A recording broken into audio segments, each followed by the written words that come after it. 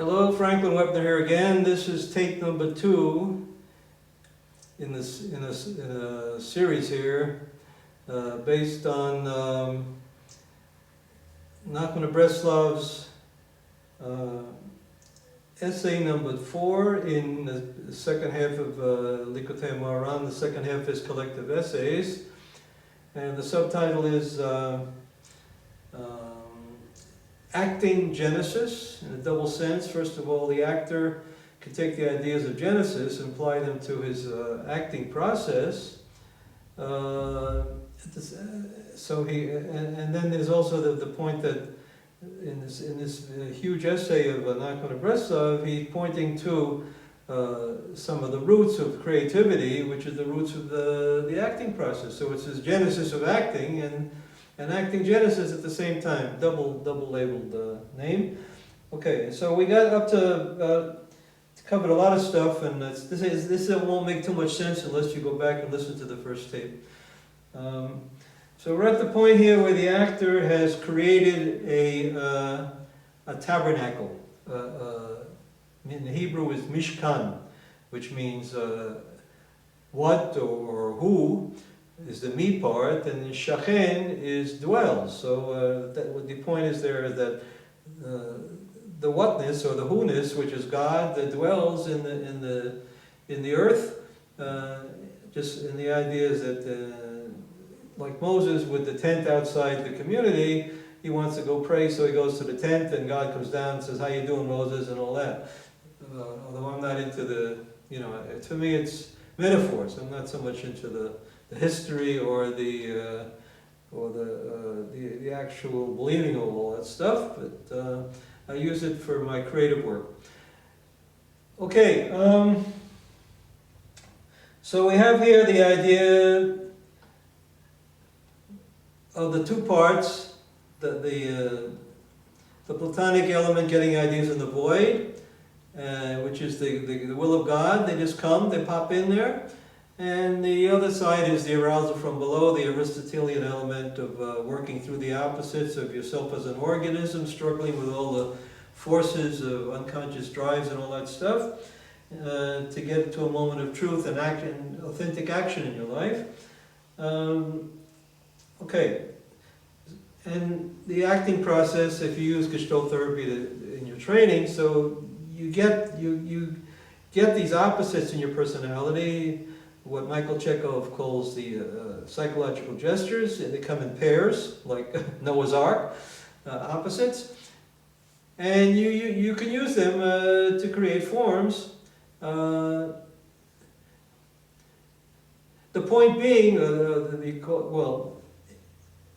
calls them like psychological gestures, and the more proper thing in Gestalt therapy, we'd call them essences, tamtziot, of the personality, or pure ideas.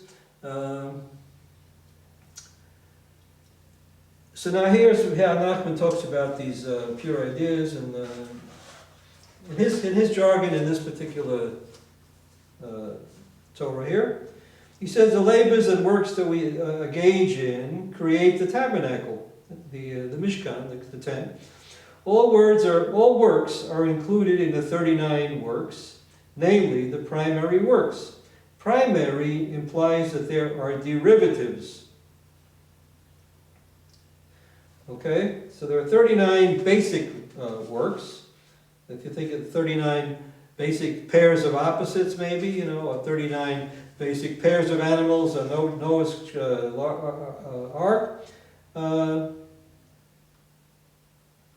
then he talks about that a little bit, and then he says in the next page, even so, if God, He, were to pour His loving kindness upon us, we would have no need for all this at all.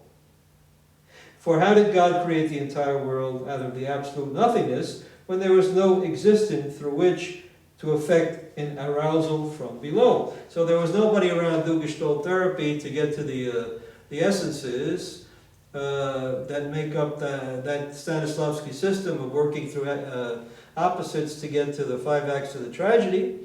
So instead, let's do Brechtian theater. In that case, it's just all loving kindness, chesed, which is the side. Now the tree of life is for you, it's on this side. So the ches, let's see. No, it's on this side. The chesed, the chokhmah is here, and the chesed is here. The chesed is, again, the idea of pure ideas just coming. So we have the chesed comes to the din.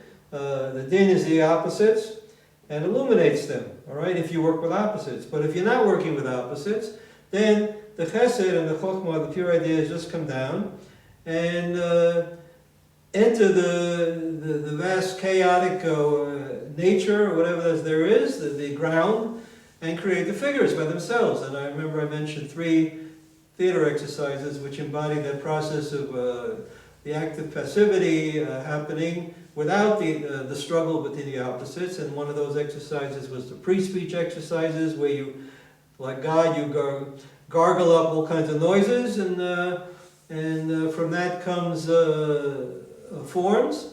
Or the pure process mode, you do like Tai Chi, and you notice the forms that you're doing, and so again, from the ground comes the figure, which is the creativity without having to deal with opposites, since it's coming out of this vast pool of chaotic possibilities there. And then the third one was the leaderless world exercise, where you have a bunch of actors, each one with his own little world. And somehow if they work together in this active passivity relationships where nobody's laying his trip on somebody else, they take turns being the leader and the follower. Again, you have the active passivity relationship, what's called the middle way. And so the middle way is the way of Yaakov, the middle pillar, and it's not too much passive and not too much active. Now, depending on whether you can look at the left side is passive or the right side is passive. I don't want to get into that right now. But the important thing is the middle way is Yaakov, the middle way. Okay. So God is saying that if you do it my way, just base it all on chesed, base it all on chokhmah, ideas coming out of the chaos without any arousal from below, then you don't have to do all that work. You don't have to do the 39 opposites, the 39 essences, the 39 pairs of pure ideas that make up your personality. You don't have to struggle to find out what they are and work through them, and that's symbolizing the labor of the days of the week. You can just have a Shabbat, Sabbath mentality, and let it all come for just by surrendering to the will of God, being a good yid or a good anything. And then it'll happen by itself. So we have the active passivity, middle way, which is the tradition coming from the Orient, which arrived around that time in Western culture, and it influenced very much the whole Romantic movement and the Pietist religious movement, and which is what we see here in NACHMAN and Breslav. And if you could find the same philosophy, the same tradition in the idealistic philosophers of Fichte, Schelling, Hegel, and all that. And especially in Nietzsche, you find the idea of the ground, the chaotic ground from which the figures emerge, and God as the Dionysus aspect of God, this wild, chaotic element. Although the interesting thing is, he's seeing Dionysus as a male. Whereas the way it is here, the eretz, the word eretz, the earth is female somehow, giving birth, and I'm not sure. I don't know enough about the Greek mythology to say what is the female, male, or a male element in Dionysus. I'll leave that to Nietzsche. What's next?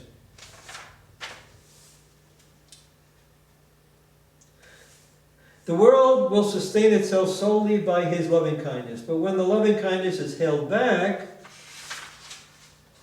God forbid, so that he does not bestow his loving kindness upon it, it is necessary to act in effect. It is necessary to act to effect an arousal from below. Okay? So if you're the kind of person that doesn't get into Eastern meditative thinking and Gestalt therapy, you're a more deliberate type personality. So in that, for you, this kind of free handout that you would get if you surrendered to the will of God, you don't get it. So in that case, if you want to get to this kind of a dialectical experience, the negation of negations, the middle way, Bina, then you've got to go by way of Din. The other element on the left side of the tree of life, which is all the opposites, and work through all those opposites, and that's the path of Gestalt therapy, where you work through the extremes. Now, NACHMAN of Breslav, and the pietist tradition in general, is very much oriented towards the extremes, the opposites. So we have, but here we see the other element in NACHMAN of Breslav's thinking, and how he reconciles the two, brings them together into one system here.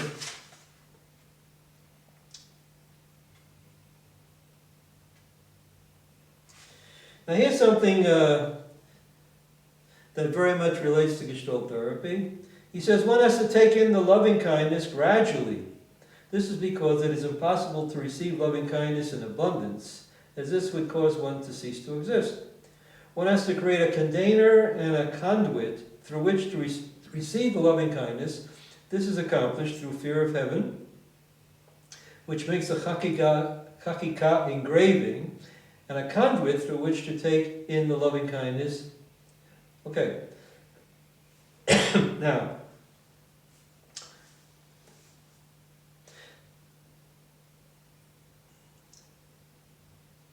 the loving kindness is the chokhmah coming from the right side, and flowing towards bina, the left side. And bina, remember, is the negation of negations, which includes the negation of the oneness, making all the opposites, din, and then negating of all those opposites and all that struggle to get back to the oneness again. So the bina thing, the construction, and that's building the world.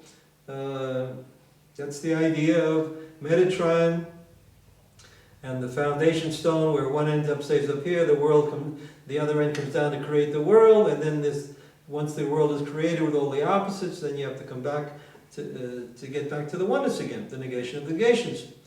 So we have from the chokhmah, the oneness, the will of God, to bina, negations of negations, going way down to all the world, malchut, and Yesod is all the action in the world, and Malchut is the world, of the struggles of everything in it. And then coming back on the side of awareness, Gestalt therapy. So on the right side we have deductive logic, the big system. And he's going to talk next. He's going to talk about scientists who oppose the will of God because they're too much stuck in deductive logic on the left side here. And they're not enough open to the will of God, which is on the right side, the chokhmah. Okay, so there's a footnote here from the editors in this book to point out that when you go from Keter, the top sephira, directly to chokhmah, that's the side of the will.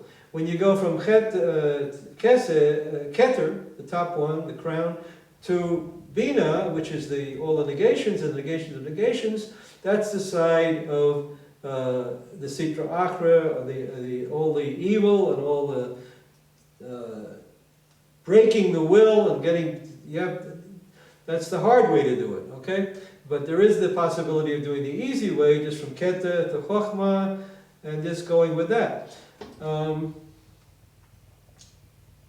So, now in Gestalt therapy, the focus is on awareness. I'm aware of this, I'm aware of that. The moment I'm aware of something, if I'm aware of the blackness over here, right away, I as Chokhmah, as I consciousness, according to the terminology of Michael Chekhov, create that boundary out there, that otherness, the avir, or discover or create that contact boundary, the bubble, the empty space. I create a space here. Out of my ego, I create a whole bubble of 100 different awareness moments. And that's the container. And a conduit is my awareness, my radiations. All right? Michael Chekhov technique. Read the play. Think of the character you want to play. Project, see an image of that character jumping around out there. So you've gone from chokhmah to bina. You've created a character with all kinds of contradictions. And then go embody that character. Go play that part. That brings you much more down into Malchut. You're really connected to the whole nitty-gritty world of that character. And then, but this is what Michael Chekhov does not do, you need to work through the opposites to find your way back to back to the chokhmah. You need to work through the opposites to get to the... because he's just assuming once you do that, project that character and embody it, you're going to somehow or other be connected to the character. That's what you can get out of a dance class, which is the way people usually teach Michael Chekhov's system.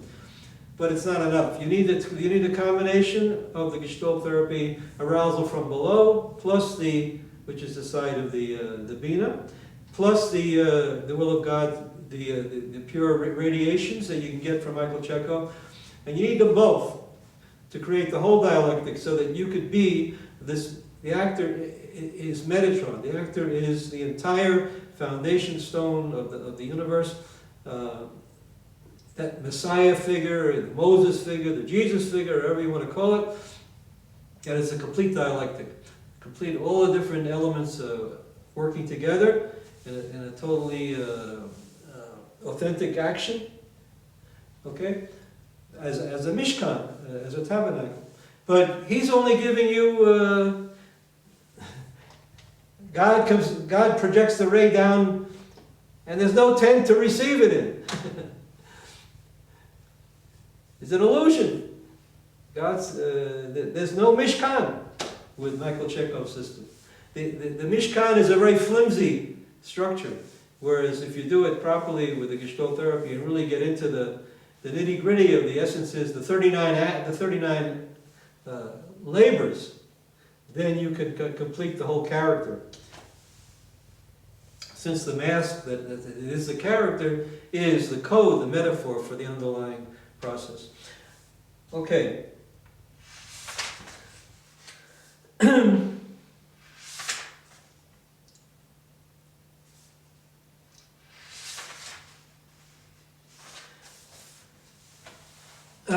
So NACHMAN Breslav spends a lot of time talking about the dangers, and he's writing in 1800 at the time of the Industrial Revolution, so he, like the Romantics, was very much worried about the encroachment of Big Brother and destroying the shtetl mentality. Determinism. Okay, that was the time of Newton, and he mentions, the editor mentions Laplace. That was the time when all these, the Haskalah movement, he was reacting against the Haskalah movement. Remember, NACHMAN Breslav used to travel to Lemberg for treatment for his tuberculosis, where he met a lot of Haskalah people and he would try to convert them. So he knew the danger of the Haskalah movement. And so for him, if we start from the will of God, the Haskalah determinism is the negation. And the teshuvah is the negation of the negation. Okay? And he talks about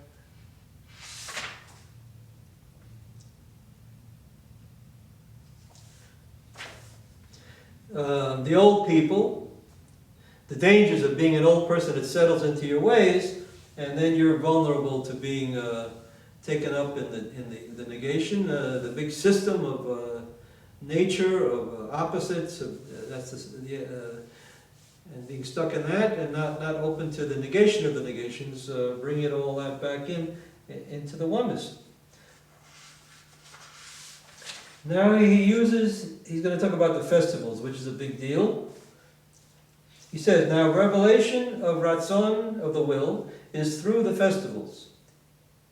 Each festival announces, proclaims, and reveals the divine will, that everything is governed solely by his will, as an occasion of proclaimed sacred. The festival calls out and proclaims divine will.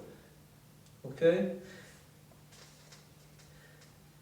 Mikra Kodesh, calling of holiness. And remember, we started off with the idea of God giving birth to himself, and Ga'arat, the sounds, the roaring of God, the sounds of giving birth, which are the sounds of negating the negations, where the light negates the darkness. The light that comes out of the void is a new idea, and Metatron and the whole dialectic there is created with the power to negate all the negations.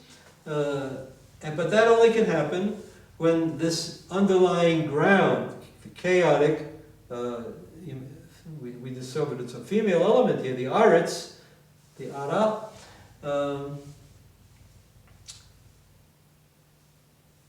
is there, first of all. So he's asking, basically he's asking that every person should be like God giving birth to himself at every moment. Every person should be like a tzelem Elokim, an imitation of God's action. Each of us should be giving birth to ourselves at every moment. And the way we do it is with the Tzimtzum process, which puts the Tzimtzum process, the negation, the contraction, and going into the heart, suffering and all that stuff, which in the center of the religion here, which is exactly what it was for the Pietist movement. So this is the movement of Martin Luther and NACHMAN of Breslav, and Jacob Boehm, and the Gnostics, and this is that whole tradition here where the focus is on the spirit being imprisoned and contract our ego, the death of ego, to allow the spirit to be freed up. The emphasis on in freedom in Kant and in the idealistic philosophy of different philosophers at that time. So that's where this is coming from. The festivals, a festival. I remember I mentioned at the very beginning of the first tape that the word ara, which is Aramaic for aretz, which is land, has a secondary meaning. At first it means land, but it also means to proclaim a festival. Now that is an amazing meaning that I found right there in the Talmudic dictionary. Go check it out. Aleph Resh Ayin means aretz. That the earth, the dark earth, gives birth to the light, vayihi light, vayihi or. But that same word in the Aramaic has the meaning of to proclaim a festival. And here it is, NACHMAN of Breslav, saying that the way to reveal, that God reveals himself is through the proclaiming of the festivals. And what does he mean by the proclaiming of the festivals? He's saying that a festival is when you have a whole mob screaming loud enough so that they overpower the screaming of the mad scientists who are stuck in the determinism. Now, of course, having lived through the 20th century and seeing Adolf Hitler's version of this loud mob and the dangers of it, especially now with weapons of mass destruction, this is a very powerful way of thinking. To unleash a mob and say that that is the source of truth, and that God is like a mob screaming out, this is pretty heavy stuff. And yet, if you go to the Gnosticism, and especially you see this sort of thing in Jacob Boehm tradition, it underlies a lot of this Kabbalistic mumbo-jumbo. It's right there. But of course, the Jews, we have the halakha. At least there are Jews that have the halakha. I'm not very much of a halakha person myself. But for those that have who are very much into NACHMAN of Breslav, there's a danger, because the typical image of NACHMAN of Breslav is a whole mob of people, dancing and screaming their heads off. Just like the Chabad people, Mashiach now, the Breslavs are supposed to be even more emotional, less rational. So there's a tendency for this kind of a mob mentality to be very destructive. But here NACHMAN and Breslav is using it in a positive sense, that on a festival, the mob, people enjoying the festival, are in touch with the will of God. They embody the will of God, since they are doing the same chaotic, you might say like Rajneesh, chaotic meditation breathing, chaotic breathing meditation, as he calls it, where you know what that technique is? For 10 minutes, everybody goes berserk and makes all the kind of noises and all the kinds of sounds and movements, and you just got to lay on the floor and just flail around like an epileptic for 10 minutes. Before that, you have 10 minutes where you're supposed to go who, and I guess who could be God or what, or just opening up yourself to not knowing, or whatever it is, or getting yourself hyperventilated, and then 10 minutes of chaotic breathing meditation, and then laying there just absolutely passive, allowing yourself to get experiences and daydream or whatever comes to you.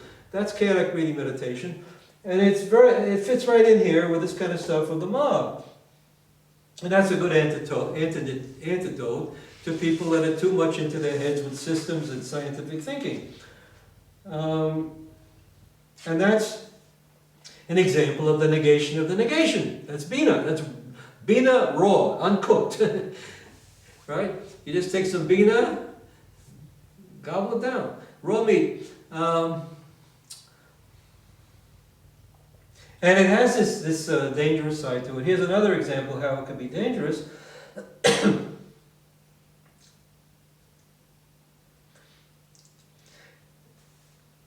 When the will, that everything takes place through God's will, is revealed, then people know that God will take revenge against the nations for all the servitude and exile and all the adversities we suffered at their hands, and He will redeem us from their hands. But if we think that everything is determined by the laws of nature, God forbid, revenge against them has no application. So if a person that doesn't believe in this possibility of this enormous wave of chaotic energy that is released in the festivals happening, without that, what have you got to oppose the Industrial Revolution? There's no way you could think enough, strongly enough to outthink the scientific and the Industrial Revolution establishment. You can't think it, but you could be crazy enough to negate it. So the craziness is the negation of the negation, and the determinism, the deliberateness, the rational system is the negation of the oneness, and the oneness is the chaos in the oneness. So it's not just oneness here. It's not just identity going to difference, going to identity and difference. In other words, oneness to opposites going to thesis.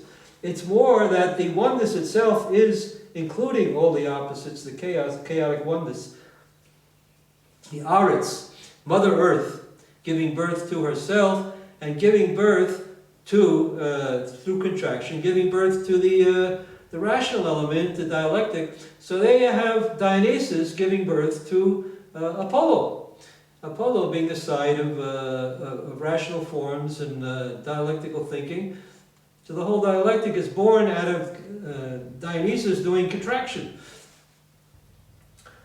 That's the underlying logic here, of course, but NACHMAN and Breslav can't talk about that. So he talks about how important it is to give charity as a way to break your rigid system of self-survival of the fittest, and to get to something which is more middle way, active passivity, allowing yourself to give and also to hang on to your own existence. Okay.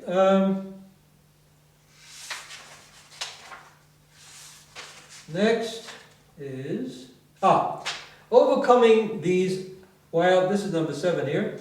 Overcoming these wild animals, the deterministic scientist, is through a great and holy sage. He is able to bind all the wills to the root of divine will, which conceptually is the level of Moses, at which Moses passed away, as is known.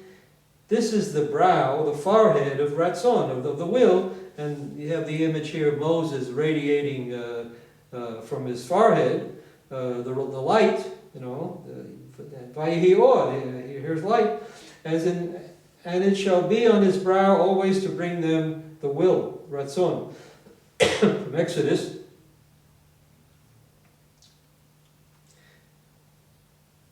He must bind all the wills of this world to the root of divine will. This strengthens and empowers the lower will by means of the root of divine will. Okay, now who is this holy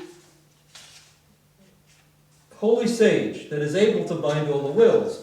Well, the worst way of looking at it, it's Adolf Hitler. Adolf Hitler was a great sage for those perverted minds that created the Nazi regime. And he had power to bind all the wills, and he said it, so everybody did it, and that was the end of that. But the other way of looking at it, and we have it already at the beginning of this Torah piece here, is God creates himself by contracting his infinite powers and allowing an empty space where the light comes. And what is the light? The light is Metatron. What is Metatron? Metatron is the complete dialectical system with the pure Platonic ideas on the top and the opposites and organic forms from Aristotle on the bottom. So that's the Mishkan. So the Mishkan is the good way, the way it should be. So God, the pure ideas from God dwell in the world, and the actor, as a Brechtian actor, his goal is to educate people, to enlighten them, and not to indoctrinate them. So there, all the pieces fit from the positive side. If you think in terms of Brecht, and you think in terms of the Magelmein's theater techniques, post-Brechtian theater. But again, there's always implicit in this way of thinking the mob as the will, the chaotic mob, the Dionysus element. There's always a danger of some kind of somebody taking the Superman message from Nietzsche and turning it into the wrong kind of Superman. Okay, but if the holy sage is Metatron, and the tzaddik of the generation, the elders of the generation that are really elders, that are serving the function of being spiritual guides and able to mobilize, bring people together, there are certain rabbis, that attract a crowd of people. The rabbis Babylon, and most of the rabbis usually don't know half of what they're talking about, and the people that are listening know even less. The blind leading the blind, and it serves a function because it's holding the people together and creating congregations and creating, it's financing Israel. They buy, the Hadassah. They buy ambulances and all of that stuff, right? And they make the settlements, and I live in a settlement, so there's a lot of good stuff about it. But there's always a danger that it could be perverted. We get a Führer instead of a holy sage. Okay? And cleaned out minds instead of illiterate dialectical thinkers that know how to think. So stupid Breslav is dangerous. Stupid anything is dangerous, but especially stupid emotionalism is the most dangerous. Okay? Needs to balance.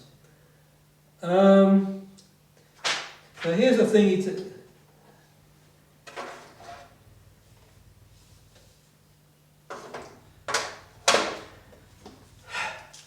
Now we get to something which is a beautiful example of what I just talked about, how NACHMAN Breslav's philosophy can be distorted by even his most loyal disciple, Rabbi Nosson, who was his biographer and the one that wrote down most of these essays we're reading here. But even he is suspect. Watch what he does here. Nachman is talking about elders. Elderly Torah sages, the older they get, the more settled their mind becomes. With each passing day, we have to increase our holiness and da'at, in other words, our awareness or intelligence, as it is written, and the Lord called the light day. that each day has to radiate more. Okay?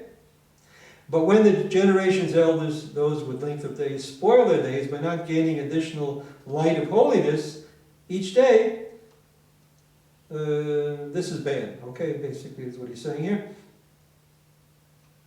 And then there's a sentence here that NACHMAN stuck into the thing, and it's in the Torah. It's in the Hebrew version. Here it is in parentheses, and NACHMAN says, "This is because the serpent's brow, in other words, determinism, feeds off the fallen days of the elders, whose minds are," and then he puts in the word not becoming settled, not becoming more settled. Now watch what's going on here. NACHMAN of Breslav is saying the danger of elders, or of anybody, is that we settle. We become, and we need to do something to rejuvenate ourselves, to get more and more, to increase our holiness and wisdom each day, or awareness each day. Otherwise, we settle. And what NACHMAN does to that and says, the people that don't follow the tzaddikim, that don't follow the leaders, that aren't good sheep,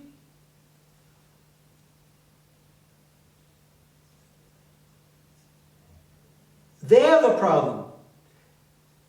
Because they will not settle down and be one of the boys. So for NACHMAN, settling is a good thing, being one of the sheep. And being a sheep is a way to get holy and to increase your awareness, whatever. But NACHMAN's saying the exact opposite. NACHMAN is saying, you want to be like God, constantly rebirthing yourself, constantly going through the tzimtzum process, and vayehi or, and let there be light. And the way to get to the light is by contracting your ego and going into the void and making all those noises. And that's where the crowd and all that stuff. Remember, because in we read at the very beginning of the creation, Genesis, vayehi or. And Rashi points out that the or, the light, is a tzaddikim who are connected to the end of days, the messianic now. And part of this is that God is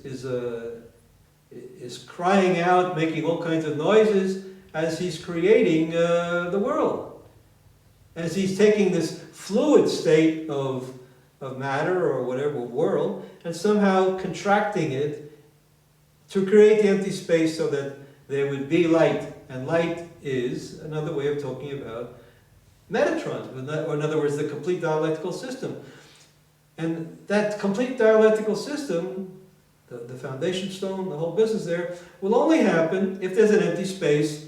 And there will only be an empty space if the person does tzimtzum. And remember, tzimtzum is the very basis of the whole pietistic tradition. Contracting the ego, going into the heart, getting sweating, dealing with all these intense personal emotions, rather than following the Pope and following, he's reacting against, NACHMAN is reacting against the Chabad movement and all the other Rebbe kings of the shtetls, just like Luther was reacting against the Pope and created a whole new religion out of that in the northern half of Europe. But NACHMAN is afraid of that. He wants a domesticated thing, and that's the way NACHMAN of Breslav is usually done these days.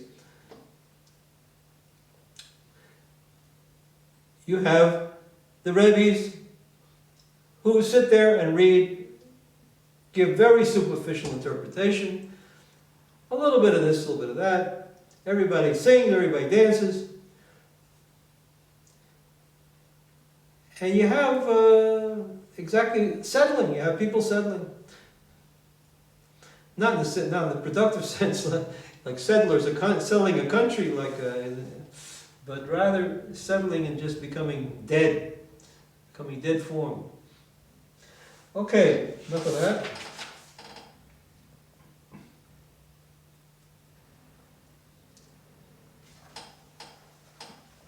And if they don't do it the right way, NACHMAN says, these people, instead of being long-lived elders, they become short-lived and sated, full of vexation, anger. Right. Because if they don't do the rebirthing process, giving birth to themselves through the Tzimtzum process that God does at the beginning, and every person is supposed to do every second of his life, not just the elders, to stay alive, to be alive, they don't do that, then they're not long-lived elders, they're short-lived, angry people, vexatious. And that is exactly the idea of the original God that gives birth to this empty space. He contracts, and that's what the Christians and the other people, Gnostics, abuse the Jews, saying that the Old Testament God is the angry, judgmental God that needs to be replaced by Jesus, who's loving and all that light. But that's a distortion, because it's true. The Gnostic image is that there is this God, this earth, actually it's a female, full of judgments and anger, and needs to contract her ego, his ego, its ego, to allow an empty space so that there'll be light, so there'll be the whole dialectical process of balancing to get to the middle way, and all this that'll happen. So he's saying if we're not going to be good elders who are constantly giving birth to ourselves, then we're going to just become like the original God that was the ground. Okay? The Ungrund. Alright,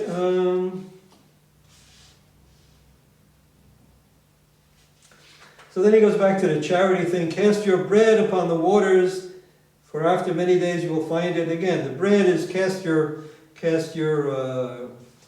negation upon the waters, so to get to the negation of the negation. Open up the channel there, do your Tzimtzum.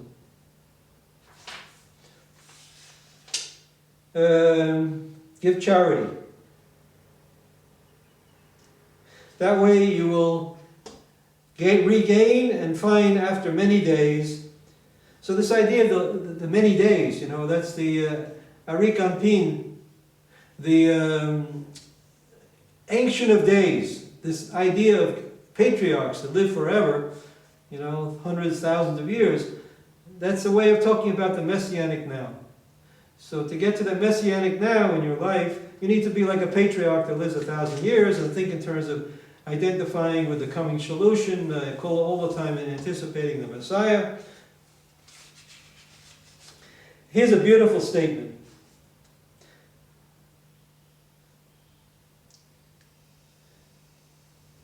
You need to break your cruelty and transform it into compassion, and that's the giving charity. From this itself, divine will grows more influential, for from the very forest itself comes the axe. For from the very forest itself comes the axe. In other words, the forest here is negation. Negation of negation. Bina. From Bina comes Din. And from Din comes back to Dina. So the idea of negation, from the negation comes the negation of the negation. The same element of setting limits and making distinctions is involved in going forth from the oneness into the manyness, and coming back. They're both basically involving this idea of the negation of the one and the negation of the negation of the one, to get back to the one and the many. Okay? That's a beautiful example here.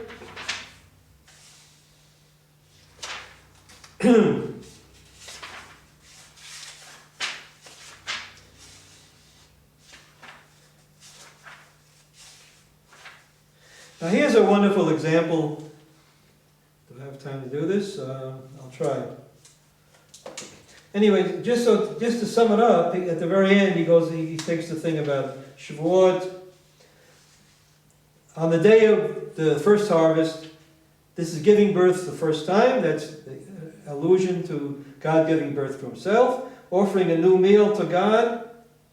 The new idea, Vayehi Or, the new light, Metatron, the new dialectic.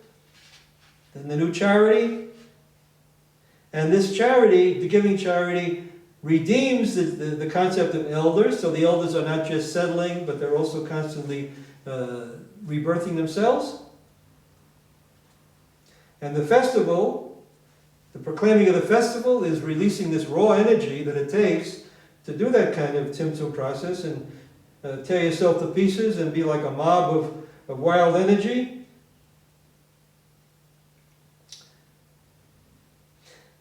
And once that's heard, once that festival energy, the power of Dionysus, the power of Tzimtzum, the power of the negating of the negations is heard, then that's strong enough to overpower the Industrial Revolution and all the scientists who embody the negation. The scientists are the negation of the will, and it freezing into one big system, identity with no difference. Okay, but then we have just a little bit of time here. There's a beautiful example of, he takes a story from the Talmud and uses it to illustrate the idea, the Kabbalistic idea of the foundation stone. The stone that God takes stone from his stool, his footrest, and he throws it into the world, and one end stays with God, the other end goes in the world, and that's the image of the Mishkan, the Shekhinah, God's presence in the world, and the tent with Moses and all that stuff. Watch how he says the same thing here with a very complicated story that he took out of the Talmud. Rab Yehuda the Ethiopian related, once we were traveling in a safinta, a ship. And in the water we saw a precious stone. There's this stone. That's the precious stone, the foundation stone. Shatya. The settling, the foundation of God. Which is being circled by a serpent, a sea serpent. That's the bad stuff. That's all the negation. So right away we have the idea of Vayehi Or, there's light and there's darkness. The light is being, the stone is being circled by the darkness. We have the idea of Tzimtzum right there, an empty space for a stone. And the serpent wants to swallow the ship. Now the ship, Sfinta, he's doing a play on the word Safun, which means hidden. So the hidden will of God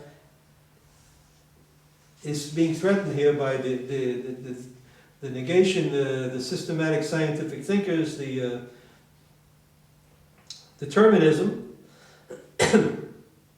by this. But then comes along a pushkansa, a bird, and chops off the head of the serpent. Remember, the pushkansa, the raven, is being instructed by God to feed this prophet. To give charity. So charity is overturning the evil, and he goes on like that. Okay.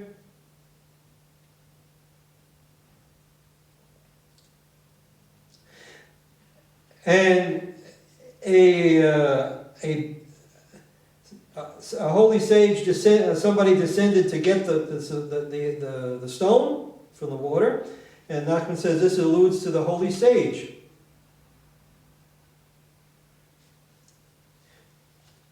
Elevate to the holy sage. That's Metatron. That's the complete dialectic, which is able to overcome the determinism. And again, he repeats the thing, the forest itself becomes the handle of the axe. So the negation becomes the negation of the negation. But it's the same process of divine will overcoming the opposite of that. And remember from the Kabbalah, the earth, and then the void, and then the new idea, the fire coming out of the void, which burns up, destroys the opposites, all all the that are that make up the deductive logic.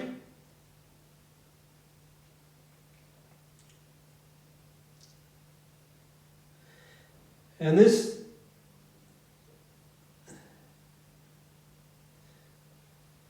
and then the festival, he talks about the festival's proclamation again, and that's the negation, which negates the negations of all the people that did damage to the Jews over the years. And there it is. And Metatron, the dialectic, the tzaddik, a true elder, a true tzaddik, that's able to do that process of constantly giving birth to himself, doing the tzimtzum process, and always being true to the message of NACHMAN, that kind of a person is capable of binding the community, the wills of the community, and being a leader. That's also, I have a couple minutes left here, and there's another Torah, similar message, Azam Ra, I think it's 282 in book number 1. I will sing with what, Azam Ra Bodi in Hebrew, I will sing with what's left of me. In other words, first of all, I do my negation of all my negations by doing tzimtzum and burning up all my opposites and going into the void and all that stuff. Like God gargling or making his noises. Once I do all that, then the still voice of truth that's left, which is a new idea, the fire coming out of the void, is the new the true song of a true cantor, a true singer, and that's the cantor is able to lead the community. Why? Because he is a strong organism,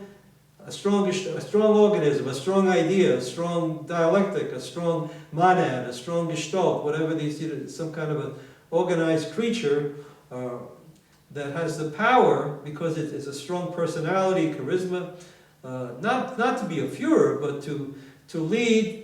In 282 it talks about he could be a cantor and lead the young children. In other words, the weak gestalts, the weak vessels, the weak organisms that don't have this power to integrate their personalities, just like the corrupt elders that don't have that are not constantly being reborn.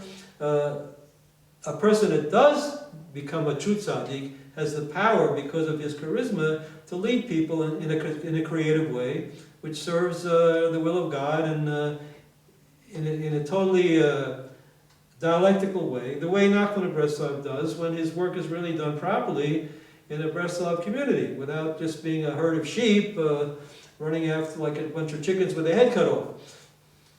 Because if they're chickens with a head cut off, then there's always a possibility of the wrong guru coming along. And okay, so it's very important that the logic, and there is logic here, this dialectical logic that does have a place in the system. It's not just emotions and singing and good times and festivals and all that, but there is a definite way of thinking here, and the differences here is it's not. So he said, NACHMAN says don't study philosophy. Yes, in other words, don't do deductive logic, but he himself is an expert philosopher in the sense of doing inductive logic.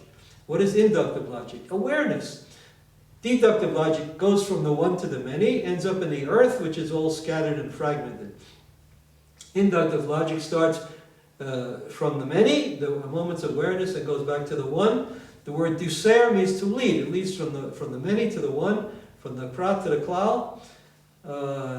And that way, a person that's capable of doing that kind of awareness process and integrating his life and integrating all the forces like this, and using the tzimtzum process of going into the void to find the new center in his life, that kind of person is a strong tzaddik, a strong leader, who is able to lead other people in a constructive way.